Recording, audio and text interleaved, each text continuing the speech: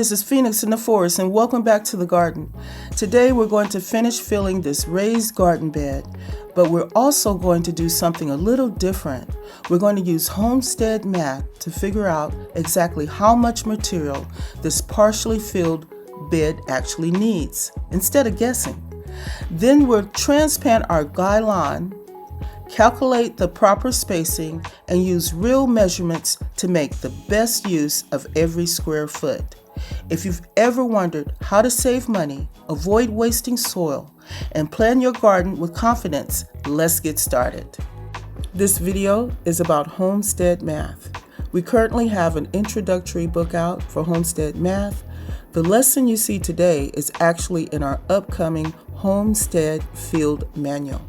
Stay to the end of the video and see how you can save money with garden beds. We'll do a comparison. See you in the video. Hi everyone, this is Phoenix. Now what we're going to do is we're going to figure out the measurement of the garden bed. We're going to actually measure the length, the width, and also the depth of what needs to actually be filled with soil.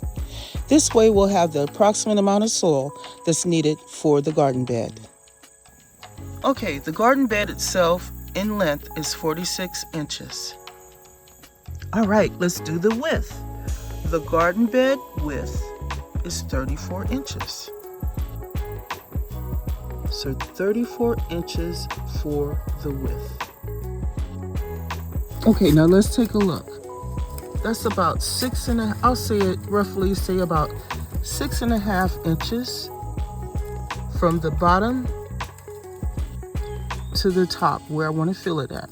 So it's between 6.5 to 7 inches. Now remember, you can actually measure and do a computation based on what you have currently in the bed. So it does not have to be empty. So we're going to go ahead with those figures, and then we're going to figure out mathematically how much soil is actually needed. Okay everyone, so now we're going to do a little bit of Homestead Math breakdown. In the field manual computation, it would be length times width times depth divided by 1,728, which would equal cubic feet. That would tell us how much soil would actually be needed. In order to compute what a cubic foot is 12 times 12 times 12, which equals 1,728 cubic inches, which is actually in 1 cubic foot. Okay, I'm gonna let you take time to look at this and really understand it. Okay, now let's take everything all in consideration. We've already broken down how to come up with a cubic foot. Now let's talk about the measurements that we actually took on the garden bed to figure out exactly how we're going to go about things. I actually dropped at 1/2 inch off the width and also the length. And the reason why is because of the shape of the actual garden bed.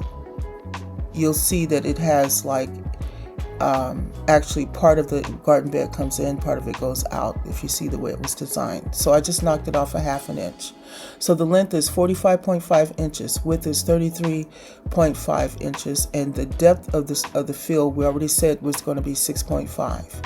So what we do is we multiply that all together and divide it by the 1,728, which will give us cubic feet.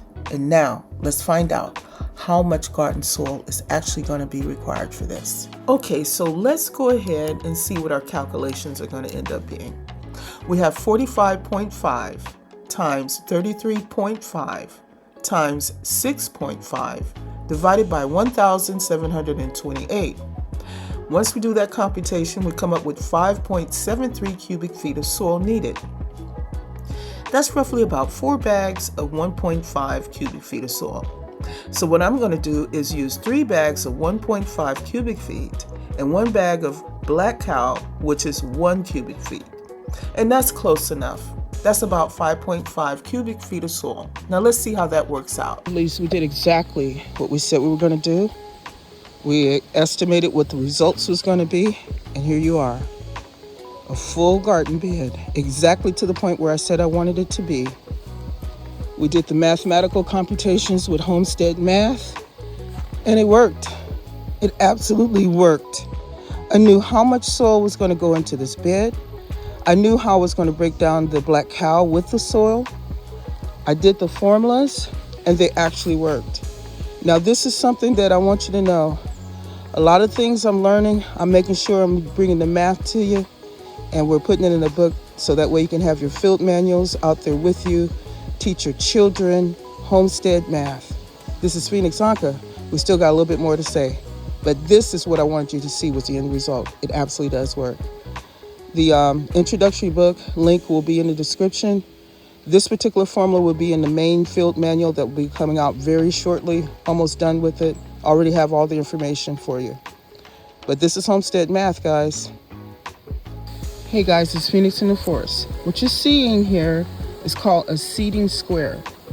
All the dots tell you how many plants of a certain plants can go in 1 square foot. This is a square foot. Now, what I did was I took this square and I lined it up in the dirt. You can see the square line there. The guideline 4 plants can be placed in 1 square foot. So what I did was I went all the way down. I put this here, took a little orange thing, poked a hole in the blue ones, because the blue ones, there are only 4 of those on the square. So I went all the way across. Then I went to the bottom of it and did the same thing. I marked where each plant can actually go. Then I had a little stretch in the middle, and as you can see, in the middle, what I did was I went ahead and just lined those holes up with the previous holes that were in columns. So this is how I'm planting my plants. Do I have 30? No. But this gives me an idea that if any other plant that I have that's growing or seedling, I can place them in this garden bed and they should be fine, as long as the 2 plants, don't conflict due to size or whatever the case might be. But this is Homestead Math. We're going by square footage, and there are tools out there that can help you. This is called a seeding square, and it has a list of which plants can actually go in what particular square footage requirement, because you can use this to help you. This is mainly for seeding, but it can also help for plant placement in your garden beds. This is me just giving you more tips and more tips, as many as I can, guys. All right, let's continue with the video. Hey guys, this is Phoenix. Just want to say everything came out really great. The bed is complete. I already have my markings for all the different plants that's going to go in there. As my seedlings are ready, they'll be planted just like the ones you see there. So the math worked. Everything worked out. I was able to calculate exactly how much money I would spend for this soil in order for it to be at the place that I want it to be, despite it already having straw and leaves already in it. This is Phoenix Anka in the field, showing you Homestead Math. Guys, it really works. Talk to you guys real soon. Ciao.